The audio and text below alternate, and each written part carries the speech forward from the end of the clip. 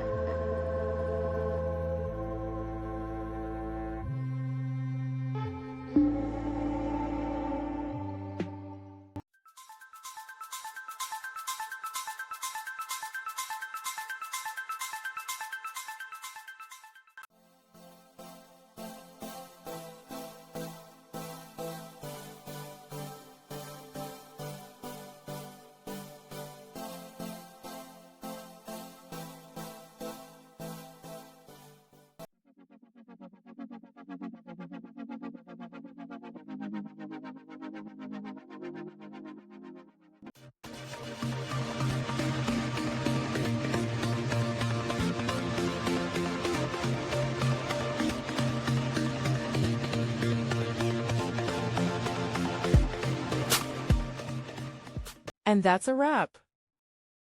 I hope you found the answer you were looking for. If you did, take a second to hit that subscribe button. It really helps out. And let me know in the comments which solution worked best for you. See you next time in the debug zone.